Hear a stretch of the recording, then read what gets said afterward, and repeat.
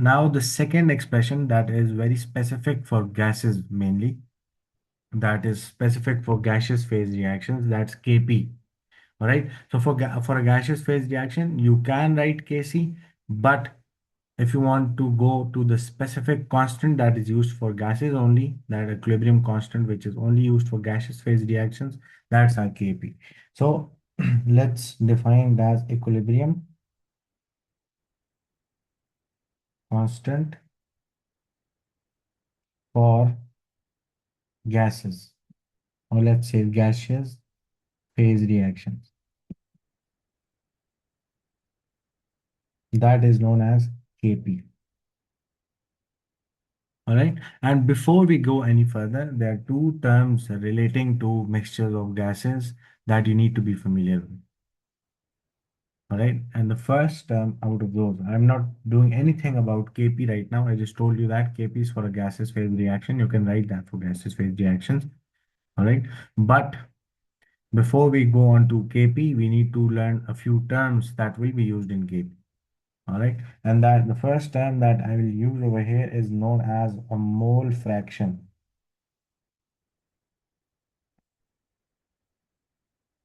Now, what is a mole fraction? So basically, a mole fraction is, for example, do you know what a fraction is? A Yep. fraction is basically a part of something, right? It's a Yep. part of something, right? So same goes for mole fraction. Mole fraction is basically, let's say, fraction of moles.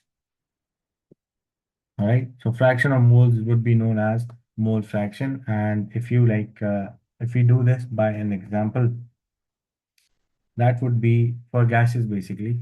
That would be like if you have a mixture of gases, for example, A, B, and C, and then you've been given the moles of each gas. How would you find the mole fraction of any of those gases? So let's do an example. For example, if we have a mixture of gases A, B, and C gas, and I have the individual moles of each gas. For instance, I have, let's say, 2 moles of this gas, I have 3 moles of this gas, and I have 4 moles of this gas. All right. And this collectively, how many moles do they have? Collectively, Collectively, the- they have what are the total 9, moles right? of gas? They are 9, right? So the total moles of gas that I have are 9 moles. And if I look at A, out of those 9 moles, A has 2 moles. Out of those 9 moles, B has 3 moles. And out of those 9 moles, C has 4 moles. Right? So if I want to find the mole fraction or the fraction of the moles of A, how do I find that? Yep. It would just be 2/9. Yep. 2 divided by the total moles that were present. Right? For mole fraction of B, that would be 3 by 9.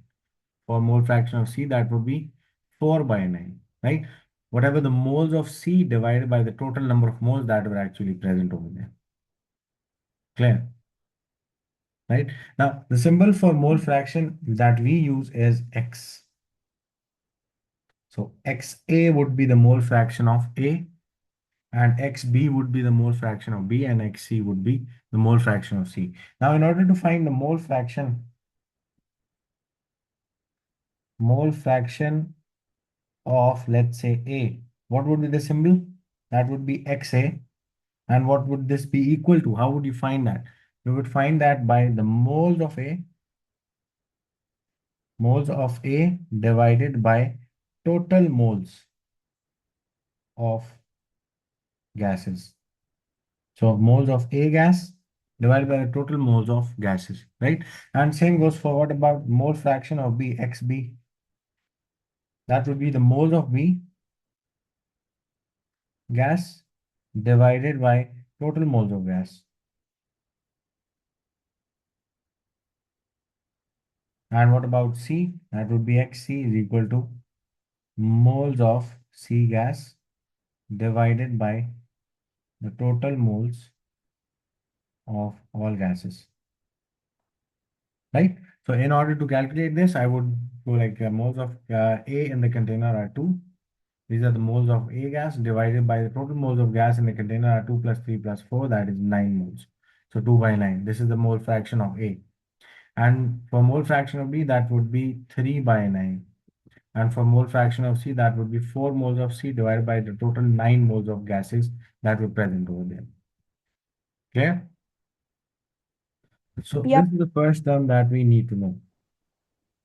All right, that's mole fraction. That is basically the fraction of moles of any gas out of the total moles of gas.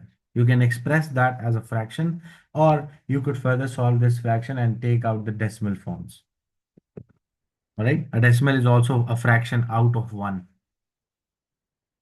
All right, so you can also solve this further and take out the decimal values. Now, next thing is, if I give you an example, let's do an example, one more example.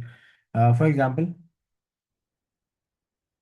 we have a mixture, or in a mixture of 1 mole of nitrogen gas and 3 moles of and 3 moles of hydrogen gas.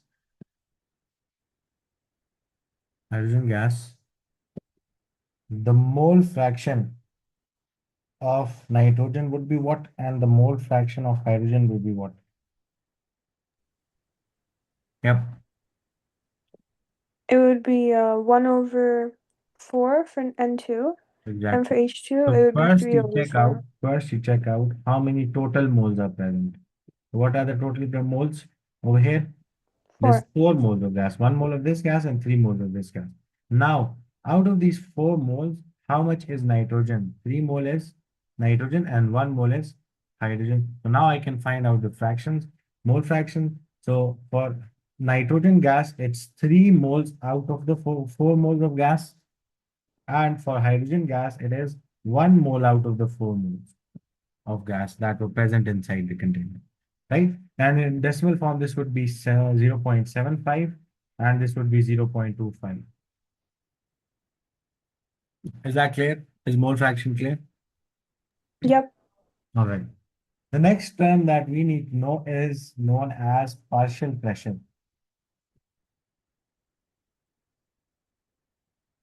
Now, what is partial pressure? In our own words, partial pressure is the pressure applied, or let's say contributed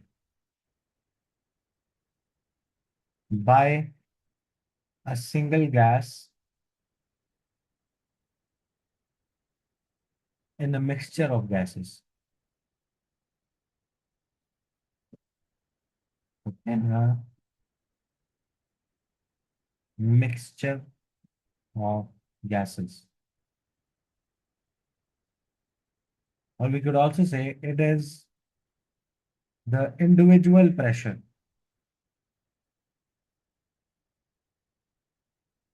applied by each gas. So let's say you have a container which contains a mixture of gases over here. Now, first, do we know what pressure is? Or how the pressure of this container is going to be built? Yep. We do know that whatever the gaseous molecules are present over here, so let's say you have gas molecules A, and then you also have gas molecules B.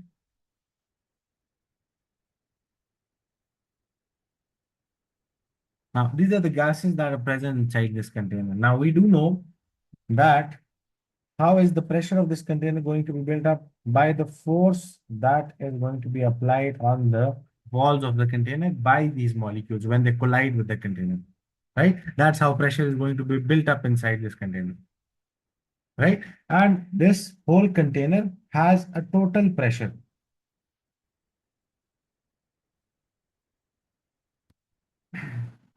Right? The overall pressure inside the container is known as the total pressure of container.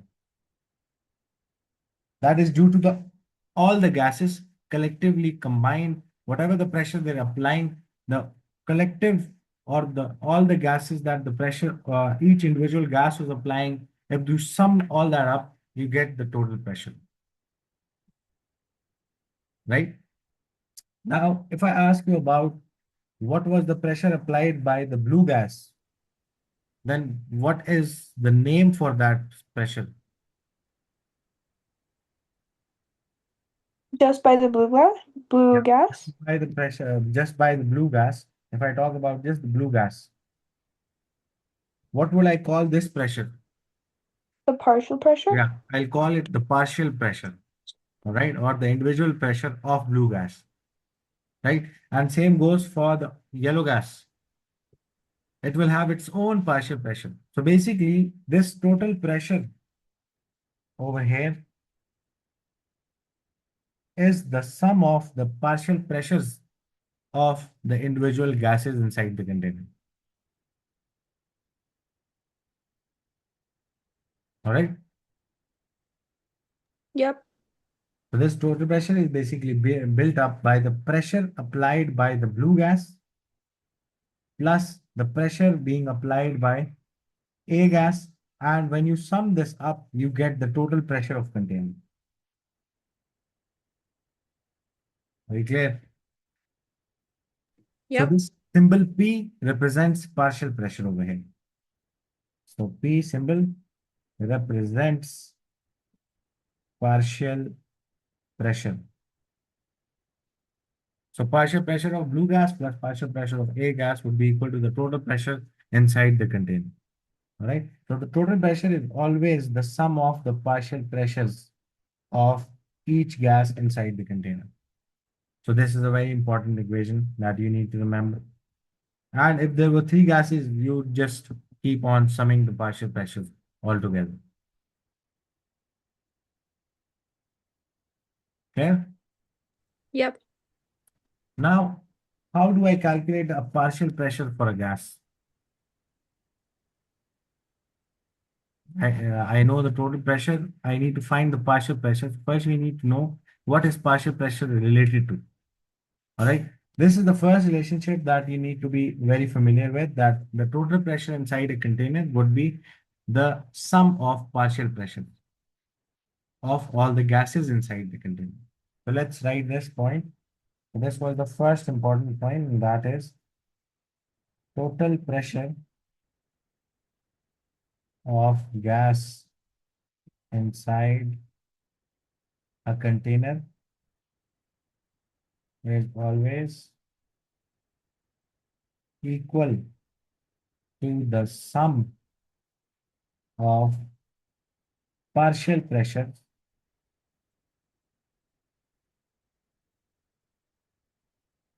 P of all the gases. So this is the first important thing. Now the second important thing is, what is the relationship of partial pressure and total pressure? Now remember that we talked about mole fraction, right? So in mole fraction, we discussed that whatever the moles of an individual gas are present inside a container is the mole fraction of that gas, right? If we divide those moles of gas by the total moles of gas that were present inside the container. Very clear? So if I like make two diagrams over here, this is the second point now. There's two diagrams. I'm going to combine these two over here. So I have the blue gas and I have the yellow gas. Now, initially, they're inside the containers individually. All right. So over here, if this gas is individually over here, the partial pressure of the gas inside the container would right now be equal to the total pressure of container A in which gas A is present, for example. Right? Because there's no mixture of gases in container A. Whatever the total pressure is, that would be equal to, yep, The total The pressure partial inside the pressure second of one. gas A, right? Yep. Of the blue gas, let's write gas A for over here. Whatever the pressure of the container would be equal to actually the pressure of this gas A over here. Because there's no other gas over here in order to sum up the values. Same goes for gas B. Whatever the total pressure over here is going to be equal to whatever the partial pressure of gas B is over here. Right? But if I combine these two and I combine the blue molecules and the yellow molecules, that means both gases, I'll have now the container has another pressure and that total pressure would be equal to, yep, Pressure A and pressure B. yep. The That's the partial pressure partial A and pressure pressure. of gas A plus partial pressure of gas B, right? Yep. But how do I know what is the partial pressure of gas A?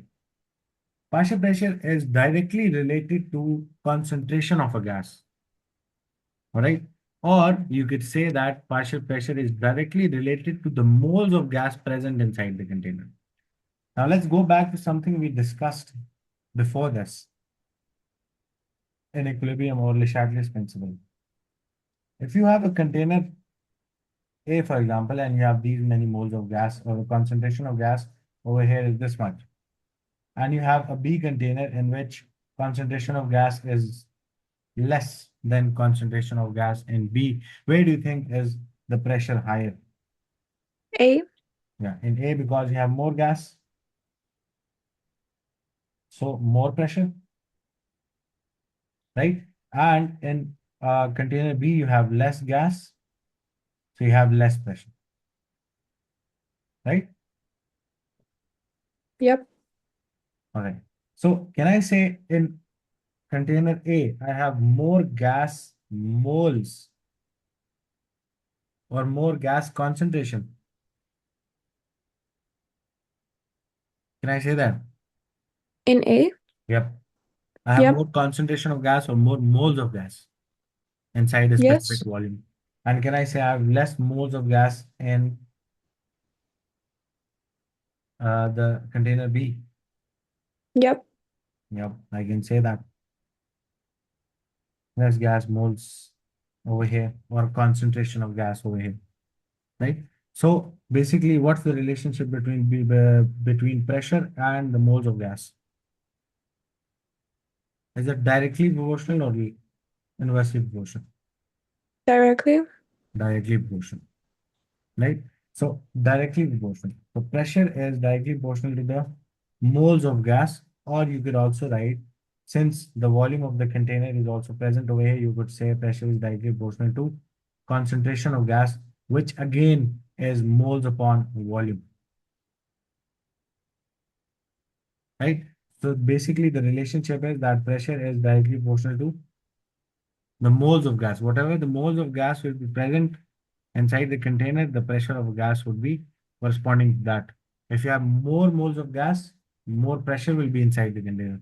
If you have less moles of gas, you'll have less pressure inside the container. Is that correct? Yep.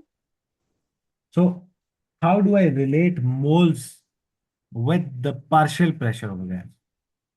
Now, what do you think the partial pressure from A over here would be?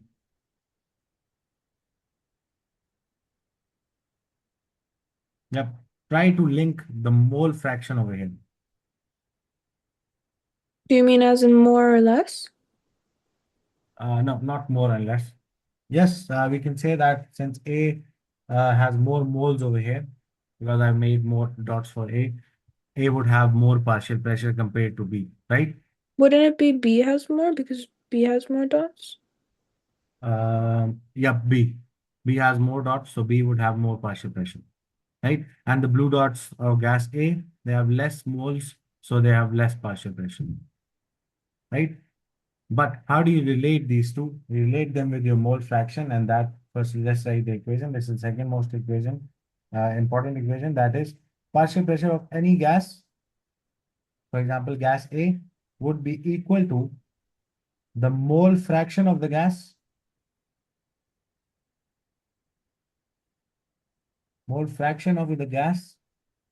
multiplied by the total pressure of the container. All right, now think about it.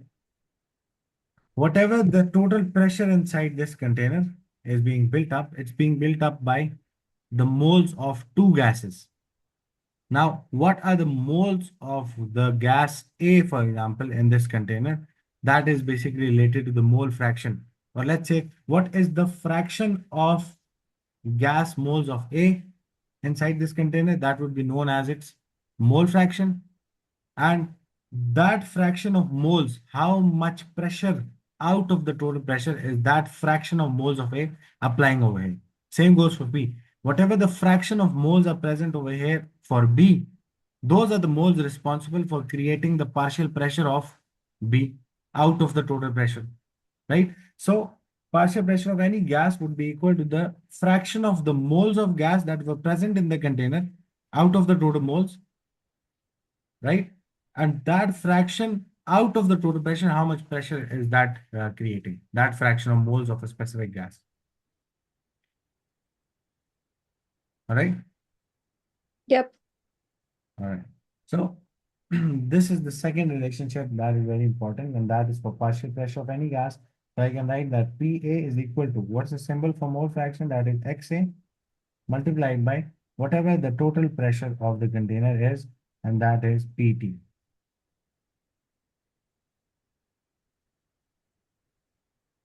Let's say total pressure.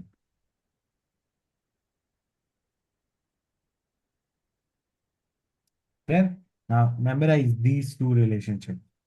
The total pressure would be the sum of partial pressures, but if you want to calculate the partial pressure of an individual gas, you would need the fraction of the moles of gas that were present inside the container, and that fraction of gas would be basically contributing towards the total pressure. And how much is it contributing towards the total pressure? That is known as its partial pressure. All right? Yep. So let's say, let's do an example. If you had a mixture of 20 moles of nitrogen, 20 moles of nitrogen, 60 moles of hydrogen, and 20 moles of ammonia.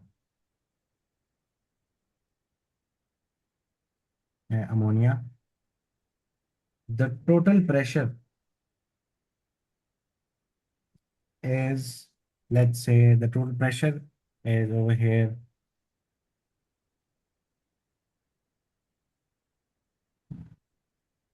200 atm. It's 200 atm. It says to calculate the partial pressure of each gas.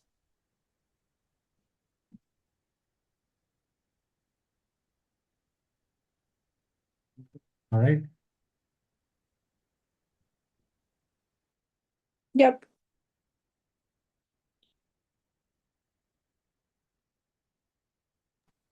So now let's write let's make a table over here. What are the gases that were present inside the container?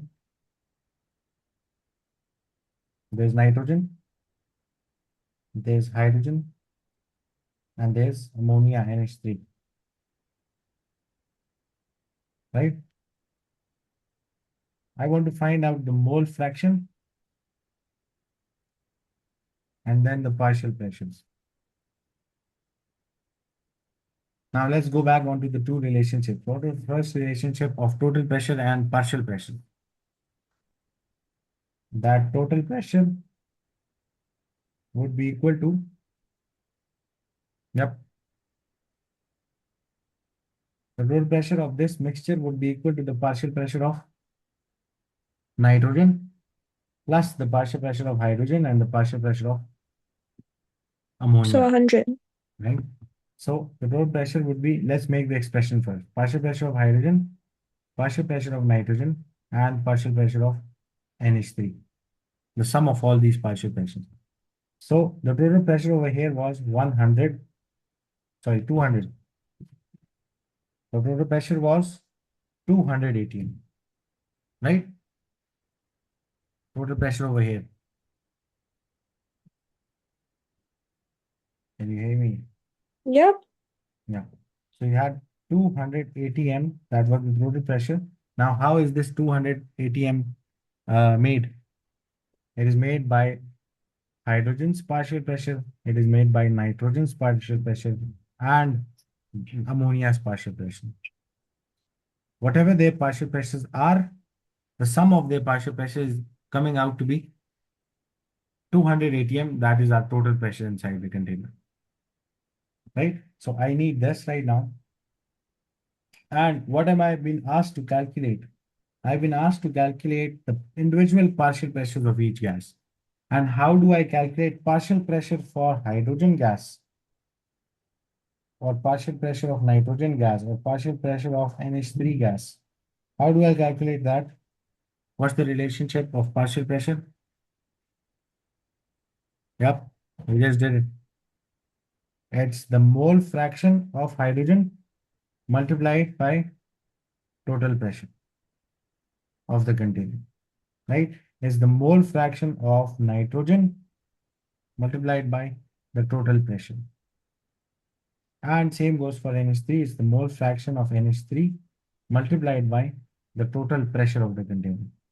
This is how I'm going to calculate the individual partial pressures of these gases, Yep. right? Now I need to find the mole fraction of H2, N2, and NH3. How do I find mole fractions? Let's write the mole fraction formula. The mole fraction of any gas is equal to moles of gas. For example, if you're finding for A, that would be moles of gas A divided by total moles of gas. That's how you'll find the mole fraction. So let's go on to the table now. What would be the mole fraction of nitrogen? First of all, how many total moles of gas do I have? You have 100, right? Yep, I have 20 moles of this. I have 60 moles of this, and I have 20 moles of this. So 20 plus 20 plus 60, that would be 100 moles of gas, right? Now, in order to find the mole fraction of nitrogen, that would be the moles of nitrogen, which are 20 moles, divided by the total moles, that are 100 moles of gas. For hydrogen, that would be mole fraction of hydrogen is, how many moles of hydrogen do I have? I have 60 moles. So 60 divided by the total moles, that are 100. For NH3, that would be 20 divided by 100 again, because I have 20 moles of NH3. Now, what is this mole fraction equal to? The first one would be, I think, 0.2. The second one would be 0.6. And the third one would also be 0.2. All right. Yep. Now, I need to find out the partial pressure of each gas. How do I find the partial pressure now? I do have the total pressure. I have the mole fractions. I can find out the partial pressure. So let's find the partial pressure of hydrogen gas first. So hydrogen, the mole fraction is 0.6, right? So hydrogen, yep, 0.6 multiplied by the total pressure, which is 200 atm. That would be how much?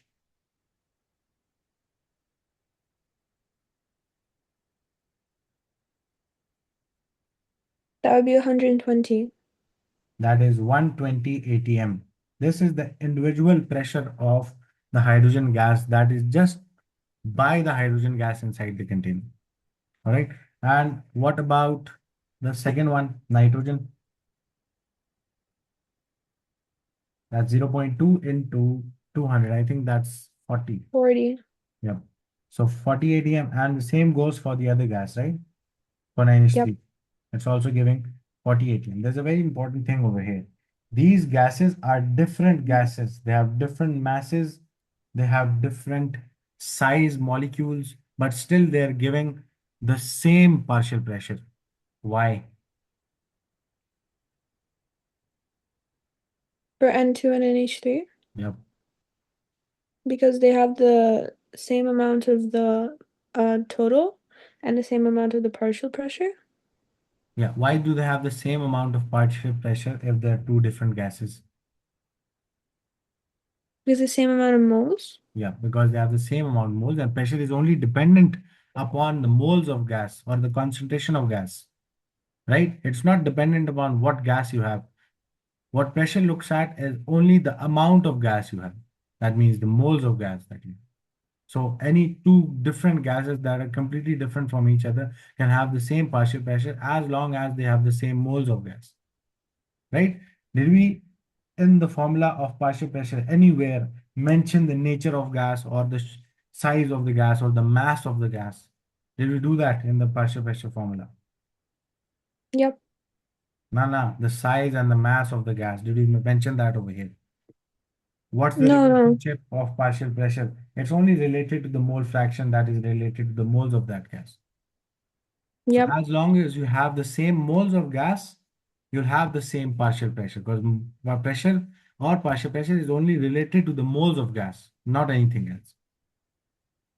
All right. That's why these two different gases over here have the same partial pressure because their mole fraction is same. And when is the mole fraction going to be same? When they have the same number of moles. All right. So Yep. for nitrogen, we calculated the partial pressure that was 40 atm inside the container. And for hydrogen, we calculated the partial pressure that was, I think, 120 atm. And for ammonia, it was also 40 atm. What is the sum of partial pressures over here? Now we're going to prove all that we wrote before this. So you have hydrogen, that's 120 atm. This is the partial pressure of hydrogen. 40 atm is the partial pressure of the other gas, nitrogen. atm, and then also for NH3 it's 40 atm. So what's the total pressure? Is it coming out to be 200? Yep. So did we prove that total pressure is equal to sum of the individual pressures of these gases?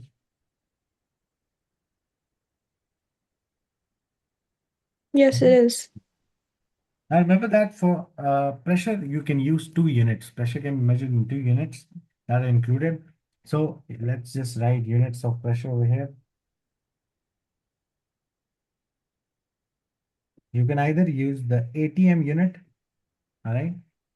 ATM, atmospheric pressure, or pascals, that is PA. Now, which unit you have to use depends on what unit is being used in the question or what unit you're being asked to calculate the values in. All right. It's completely dependent on what unit is being used in the question or what is the required unit for your answer. Do not assume any unit by yourself. You'll get a hint from the question which unit you have to use. Is it ATM or is it Pascal? Clear? Yep. So these were the terms that we need to be familiar with before moving on to our second equilibrium constant that is only for gases and that is known as Kp. Now we move on to Kp. So before moving on to Kp, again, let's just recall what we did. We did mole fraction. You need to know now what mole fraction is and how you calculate that. Second, total pressure of any container is equal to the sum of partial pressures of gases. And for the partial pressure of a gas, you multiply its mole fraction with its total pressure. These are the relationships that you need to know and the terms that you need to know. All right. Yep. Now let's move on to Kp, which is the equilibrium constant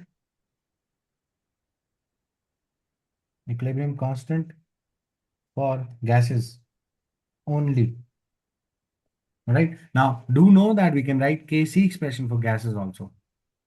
And we did that before doing Kp. But if you have a gaseous phase reaction, you can also write a very specific equilibrium constant that is only for gases, that is Kp. All right. So let's talk about how to write the expression of Kp. Now remember that in Kp only the gaseous reactants and products are mentioned in the expression. All right. Now in order to write the Kp expression, you need to remember that just like Kc, you do right hand side over left hand side. But in Kc, what was the quantity that you were taking on the right and left hand side? It was the concentrations, right? Concentration of product divided by the concentration of reactants. Yep. But in Kp, you cannot take concentrations, you take partial pressures, right?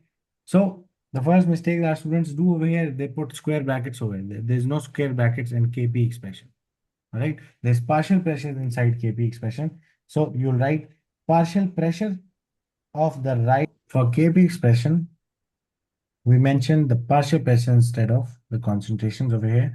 So partial pressure of whatever is on the right side divided by the partial pressures of whatever is on the left side. So it's again right hand side over left hand side, but there's no concentration. There's no square brackets over here.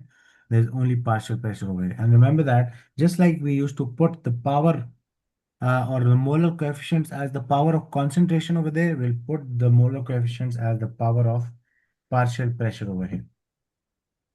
All right. So this is the general formula or the general expression for the Kp. Now, in order to write Kp, let's take an example of the contact process, that is SO2 gas plus O2 gas goes into SO3 gas. It's supposed to be SO2. The 2 moles of SO2 goes into 2 moles of SO3. Now, in order to write the Kp expression, because this is the gaseous phase reaction, we can write Kc, in which we'll take concentrations of right hand side over left hand side. But since it is a gaseous phase reaction, we can also write Kp for this.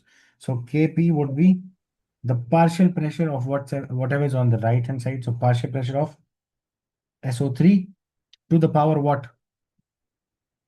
2.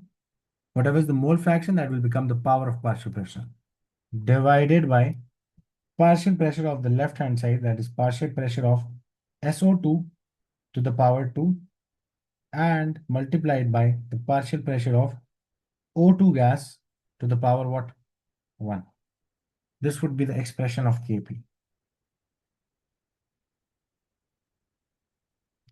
All right.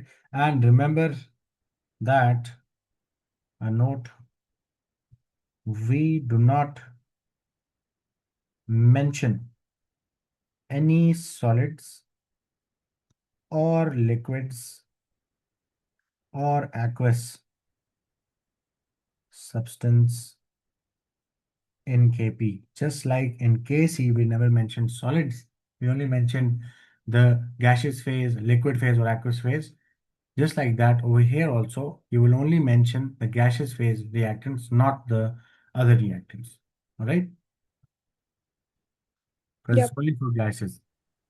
Now, let's do another example, then we come back to doing the expression. So let's do this example. That's N2 plus 3H2 goes into 2NH3. All of these are gases, and I need to write the Kp expression for this. So Kp would be equal to right hand side, that is partial pressure of NH3 to the power 2 divided by partial pressure of N2 to the power 1 multiplied by the partial pressure of H2 to the power 3. This would be the expression for the partial pressure or Kp expression for this equation. All right. Yep. Now let's move on to taking out the unit of Kp over here. Now we do know that all these partial pressures could either be in pascals or could either be in ATM. Let's say the question gave you all the pressure units as ATM. So what's your unit on the top? ATM to the power 2, right? Because there's a square over there. So if the partial pressure was in ATM, you have a square, so ATM square divided by, there's ATM square over here multiplied by 1 times ATM over here to the power 1 over here, right? So these two would cancel each other out and you would be left with 1 over ATM, which would be equal to what? ATM to the power minus 1 when you move it to the numerator. Is that clear? Yep. Same goes for the lower one. I'll take pascals over here. So you have pascals as the unit. So you have Pascal square on the top. You have Pascal to the power 1 over here. And then you have Pascals to the power 3 over here. Right? So this Pascal cuts 1 power 1 from there. You're left with Pascal power 1 over Pascal power 3 right now. So now cancel these out. So Pascal power 1 gets minused from here. You get 1 over Pascal square, and then that would be equal to Pascal minus 2. This would be the final unit in this case. Or ATM minus 2 if you took ATM. Clear? Yep. All right. So this is how you write the expression and calculate the units of Kp. Now let's do another example in which a note is applied, and that is if you had a reaction of steam with red hot carbon, that would produce carbon monoxide gas and it would also produce hydrogen gas. Now, if I want to write the Kp expression for this, how would I write that expression? Again, I'll go partial pressure of the right hand side species divided by the partial pressure of the left hand side species, but I would leave out what? The solid, right? The Because solid. yeah, this is a equilibrium constant for gases only. I only mention the gases. I do not mention the solid or liquid or aqueous symbols, substances. So right hand side, that would be the partial pressure of carbon monoxide gas to the power what? S to the power 1. And then multiplied by the partial pressure of the hydrogen gas to the power 1 divided by the partial pressure of the H2O gas. If this was H2O liquid, I would not mention this either. It's H2O gases, that's why I'm mentioning it over here. So multiplied by the partial pressure of C solid. Do I have to write this? I do not No, have because to it's a write solid. solid. I only write hydrogen gas. I only write carbon monoxide on the right hand side, and then from the left hand side, I only write H2O gas. We leave out carbon solid.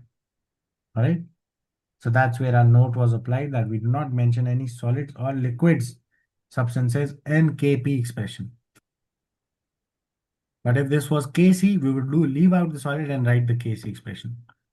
Right hand side over left hand side. In Kc, you mention all the all the liquids, all the aqueous state symbols, all the gases for Kc, but you leave out solids. In Kp, you leave out everything except for gases. All right. Yep. Now, do you see the previous terms being used over here?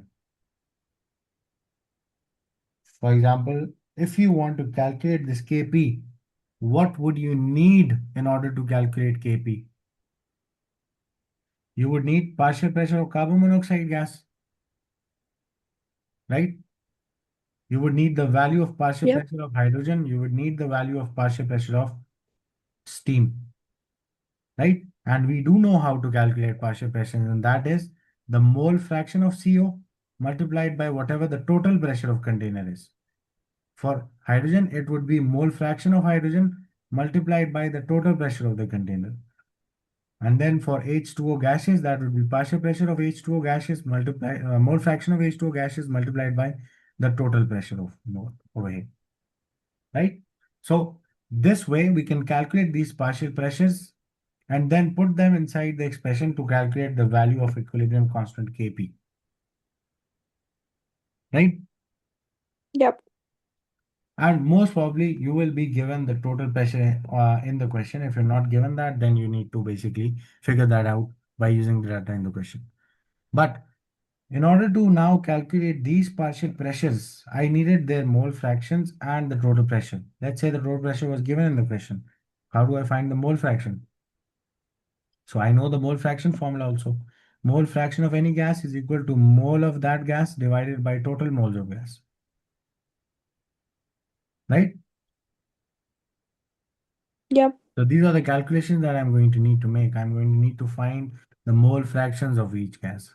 After I have the mole fractions of each gas, I can multiply by total pressure to find the partial pressure of each gas.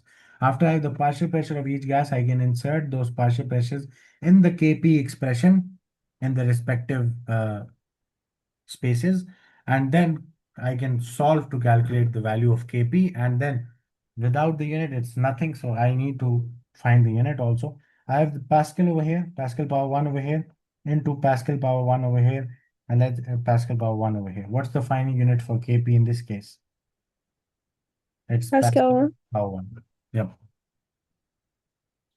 All right. And if it Yep. was an ATM, it would be ATM power 1.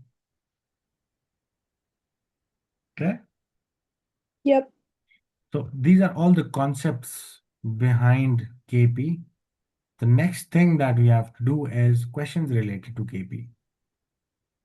And what I want you to do is, I want you to, let's just write the general equation like we wrote for um, Kc.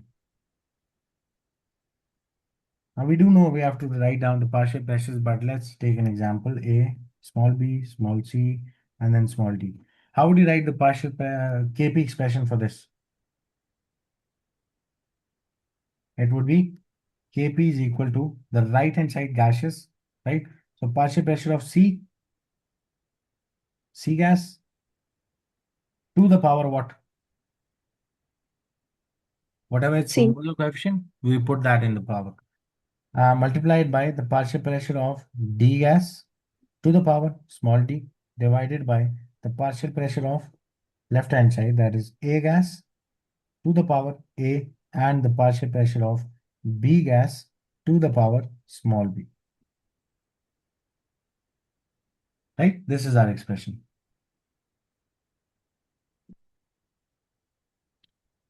Have we Yep. clear?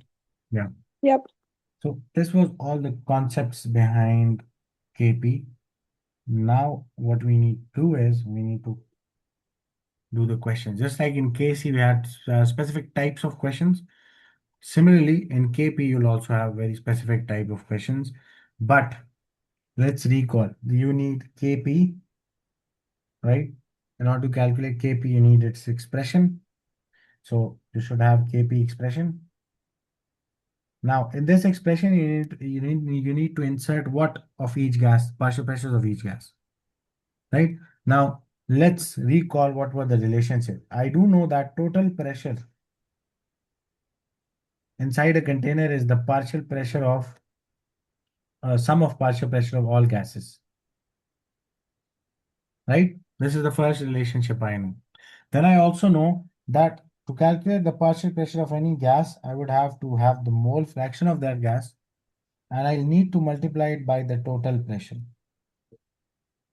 which I can find from here or will be given in the question. All right. And I do know that in order to, let's link this together. So in order to do this, we need this. And in order to have the mole fraction, I need to know what a mole fraction is. And that is, I need to find the moles of A divided by the total moles of gases. Right? So can you see the link? Whenever we have to find Kp, you'll start with this. Once you have the mole fraction, you can find what? You can find the partial pressure of the gas, right? If Yep. you have the partial pressure of the gas, you can go back and since if you finding the partial pressure, you will have the total pressure given. If you're not given the total pressure, you need to do this to find the total pressure. Or look in the question if the total pressure is given.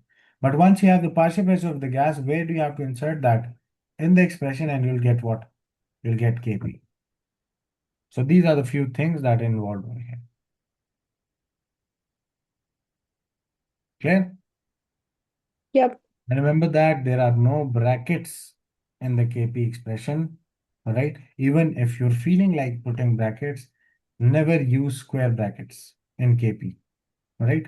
For instance, you have put values over here and you need to square the value. Remember that, do not put square brackets, just put normal brackets like this. Square brackets will be considered wrong over here because they mean concentration in chemistry, the square brackets. They represent the unit of mole per dm². Clear? Yep. All right. So this is all about KP. Now what we need to do is we need to move on to the questions of KP. All right. And give me a second, I'll take out the questions and then we'll do that.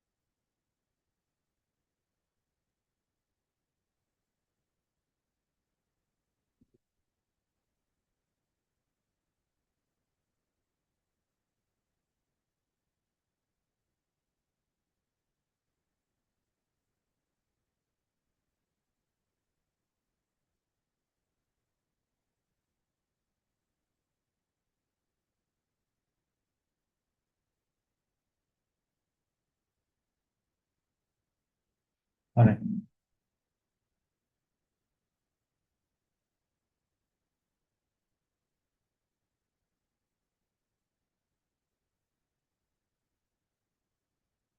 So question related to KP.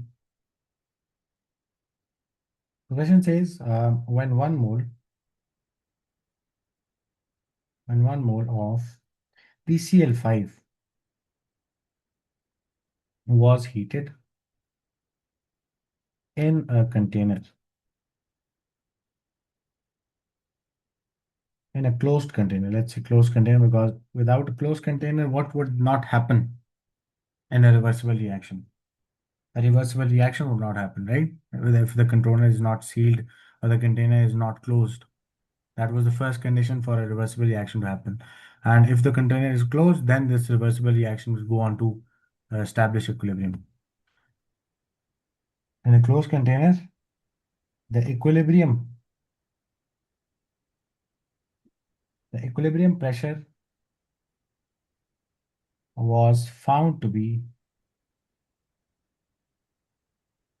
100 kilopascals. The equilibrium mixture contained 0.816 moles of Cl2. It says calculate Kp. Can you hear me?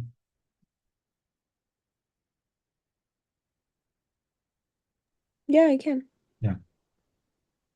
So it says calculate Kp. Now in order to do this, I need to give you the equation. So the equation is PCl5 goes into PCl3 plus Cl2. And it's a balanced chemical equation. So 1 mole of this, 1 mole of this, 1 mole of this, and all of them are gaseous.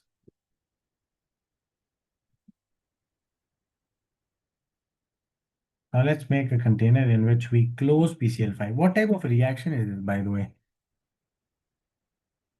when PCl5 is basically breaking down into PCl3 and Cl2?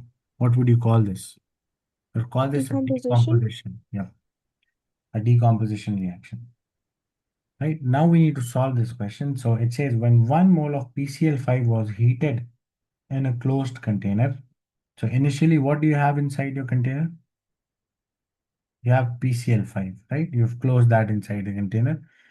And then when you heat this, what would start to happen? It would start to decompose and start building what? PCl3 gas and Cl2 gas, right? And then later on, it will come to equilibrium, right?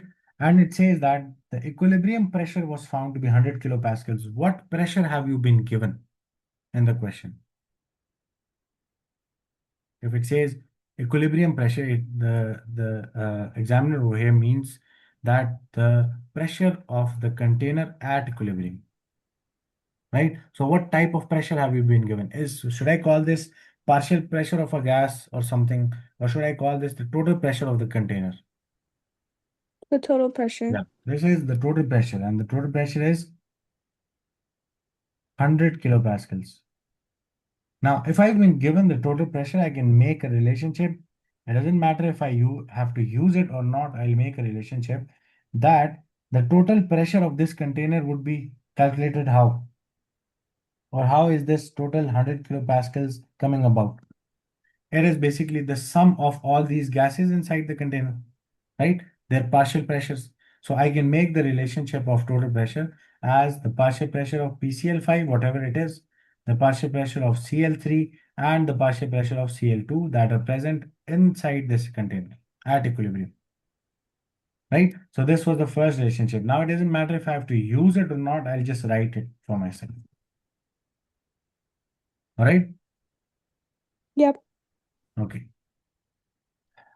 The next thing over here is to look at the reactant and the product and the moles of the reactants and the products, right? Now, I'll remind myself in order to calculate this Kp, let's write the Kp expression, all right? Let's write the Kp expression. So Kp for this reaction would be equal to what? The right-hand side over the left-hand side. So I need the partial pressure of PCl3 gas to the power 1 into the partial pressure of Cl2 gas divided by the partial pressure of, on the left hand side, that's PCl5 gas, right? And all of them have a power of 1. Now I know in order to calculate Kp, I need the partial pressures of each of these gases.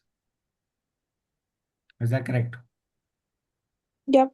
And in order to calculate these partial pressures, what do I need to know? I do know the total pressure of the container. What else do I need to know in order to calculate partial pressures? Yep, that's the mole fraction of each gas Yep. multiplied by the total pressure, right? So I have the total pressure. I need to find the mole fraction of each gas. In order to do that, you always make a table, all right?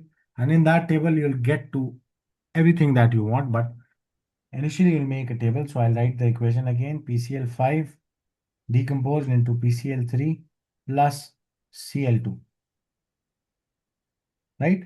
Now, what moles do I write over here? Even in Kc, in equilibrium, I need the initial moles, I need the used moles, I need the equilibrium moles. Let's do this first. All right. What are the initial moles of PCl5?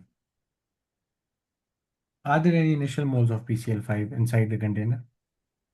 Yep. One more. Yeah, one more. And what are the initial moles of PCl3 and Cl2 inside the container? 0. The reaction had not Yep. started, right? You just closed PCl5 inside the container and started heating it. Okay, let's go on to equilibrium. When we talk about equilibrium, it says that the equilibrium mixture contained these many moles of Cl2, right? So are these the equilibrium moles of Cl2? That at equilibrium, after the reaction came to equilibrium, what were the moles of Cl2 present over there? 0.816 moles. right? Yep. Wait, let me straighten up these lines.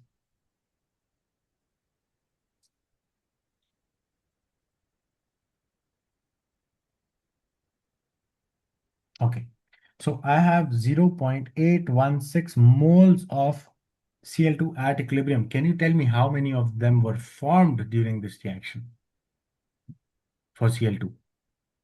I found these at equilibrium. These were the initial moles. How many were formed over here? 0.816. So I write plus 0.816 moles were formed in order to have 0.816 moles at equilibrium, right? Yep. And since there is a 1:1 between both of these things, both of the products, how many moles do you think of PCl3 will be formed at equilibrium? Then it would just be 1 minus that. No, no, no. For PCl3, is the on the product side. If these many moles of Cl2 were formed, it's 1:1 between both of them. The same moles would be formed for this also. Oh, okay. Yep. Yeah. Right? So at equilibrium, you'll also find 0.816 moles of what? Of PCl3. Because there's 1:1. Whatever the amount of Cl2, whatever the moles of Cl2 were formed, they are the same moles of PCl3 being formed over here. Because it's 1:1 between them. All right, now let's go on to the product side. If these many moles of Cl2 were formed over here, how many were used from the other side, from the reactant side? Again, it's 1:1. So whatever, if 1 mole of Cl2 is formed over here, 1 mole would be used of PCl5 from here, right? So if 0.816 are made over here, 0.816 moles of PCl5 would be used from the reactant side. Is that clear? Yep. All right. So how many moles are you left with now at equilibrium? So that's 1 minus 0.816. That would be how much? 0.184. 0.184 moles. Are you following till here? Yep. Now I have the equilibrium moles just like I have in Kc. I find these equilibrium moles and now I have them over here also. But there's two extra steps that you need to do in order to calculate Kp. The first one is what? In order to find partial pressures, you need the mole fractions. So I'll write X over here. I need to calculate mole fractions now. And after the mole fractions, what can I calculate?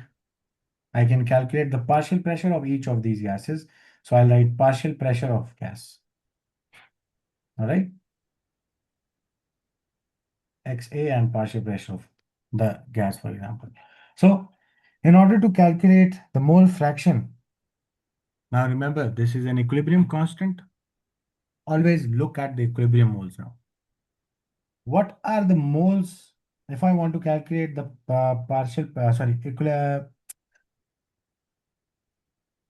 okay. So if I want to calculate the mole fraction of PCl5, what would I do? Yep. I would take the moles at equilibrium of PCl5 that are 0.184 moles and I'll divide them by what? The total moles at equilibrium. What are the total moles at equilibrium? Yep. Adding all of them together. Yes.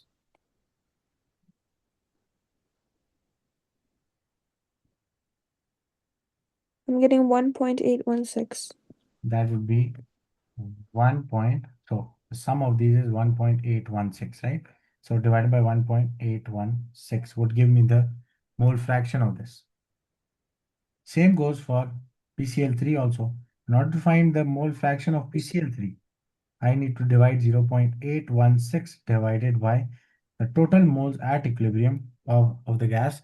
That would be 1.816. And same goes for the last one, Cl2, and that is the mole fraction of Cl2 would be equal to 0.816 divided by the total moles at equilibrium, that is 1.816. All right. Yep. Now, the only update for mole fraction is that in case of Kp, you take the sum of moles at equilibrium, and then each gas's equilibrium moles will be divided by those total moles. All right. The total moles are the moles at equilibrium for all the gases, and then you divide the individual moles of each gas by these total moles to get the mole fractions. So what's the mole fraction for PCl5?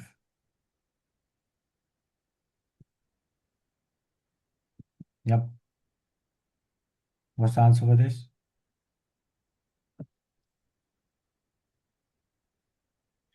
I'm getting 0.101. Okay, 0.101. What's the next one?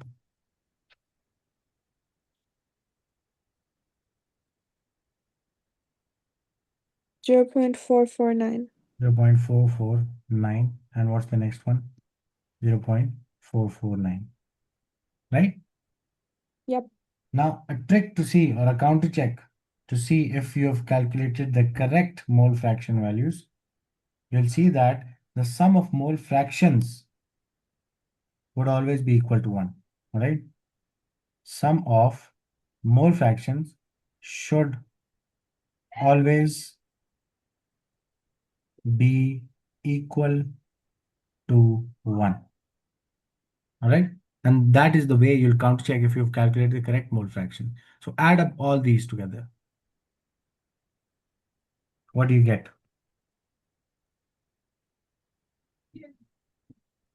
So their sum is equal to, it's 0.101. Basically 1. Yeah, Yep. exactly 1. No, 0.999. Yeah, that's 0.999, which is equal to 1. So now I know I've calculated the correct mole fractions. All right. Yep. Now, after knowing the mole fractions, what's the next step towards calculating Kp? I have the mole fractions for all the gases now. I should multiply them with the total pressure for each gas and then calculate the partial pressure of those gases, right? So next step would be the partial pressure. I'll continue this table over here. So in order to calculate partial pressure, I need to take the mole fraction, right? So partial pressure of PCl5 would be equal to 0.101, which is its mole fraction, multiplied by what was the total pressure over here? We were told that in the question, that's 100 kilopascals, right? So 100 kilopascals. How much would that be equal to? That would just be 101.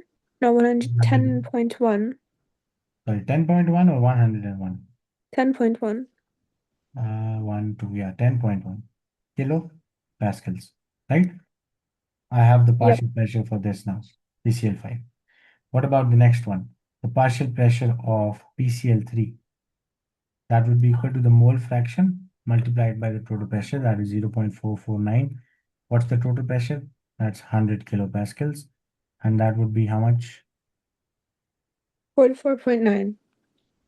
44.9 kilopascals, right? And the same goes for the other one also because it has the same mole fraction,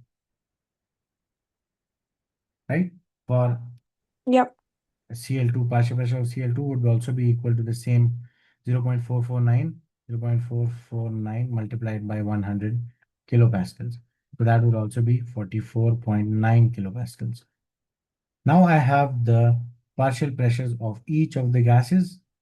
Now what can I do? I can calculate Kp. So Kp would be equal to the partial pressure of the right hand side, that's Cl2, sorry, PCl3, into partial pressure of Cl2, and both are to the power 1, right? In the expression here. So to the power 1 to the power 1 divided by the partial pressure of PCl5 of the left hand side, it's also to the power 1.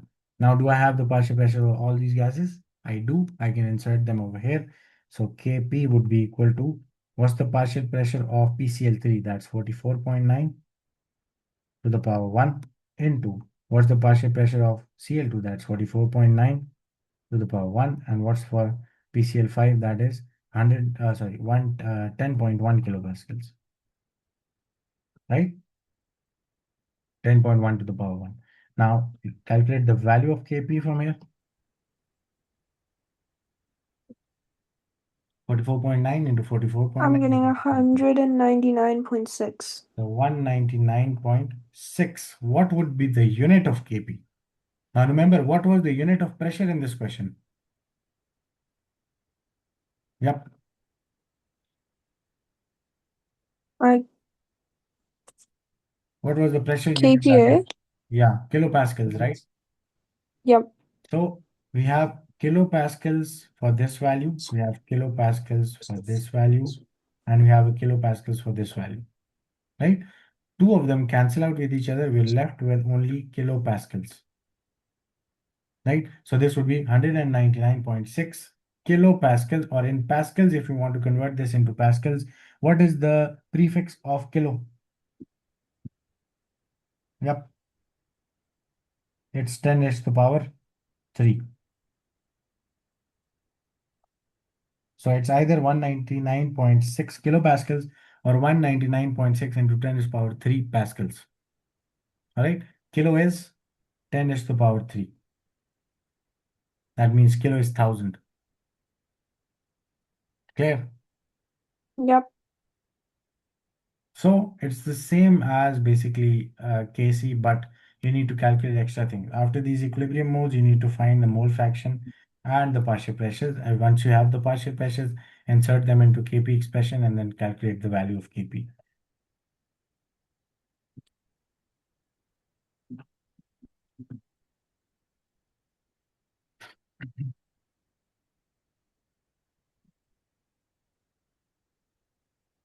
Let me give you one practice question.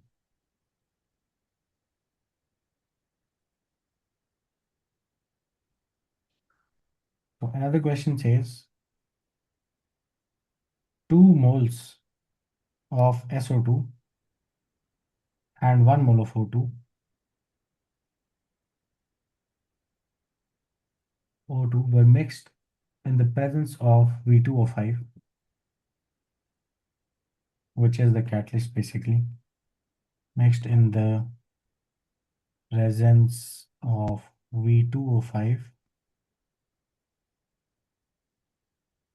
at a temperature of 700 kelvins and an equilibrium pressure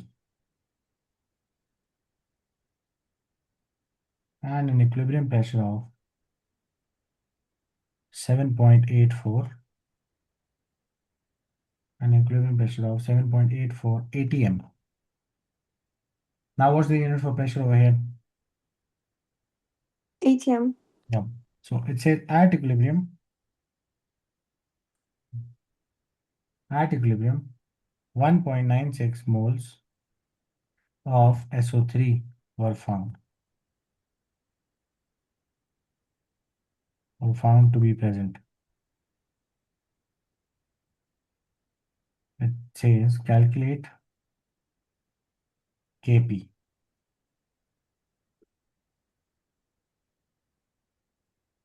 So screenshot this question. Okay, got it. All right, what's the relationship with temperature for Kp? Again, since it is an equilibrium constant, it is only dependent on temperature. All right, the value of Kp will be constant for a given temperature, and it will stay constant as long as the temperature is same. But if you change the temperature, the value of Kp will also change. That's the only way it can change. All right. So this is a note again, just like Kc is directly proportional to temperature, the same way Kp is an equilibrium constant and will be directly proportional to temperature.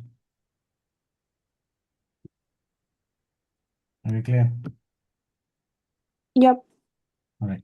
So now in this question, you've been given 2 moles of SO. I have to give you the equation. So the equation for this question is 2SO2 plus O2 goes into 2SO3. All of them are gases. I need you to make a table, and then it's because it's a similar question compared to the previous question. All right. It's the same as the previous question. So I need you to attempt this on your own.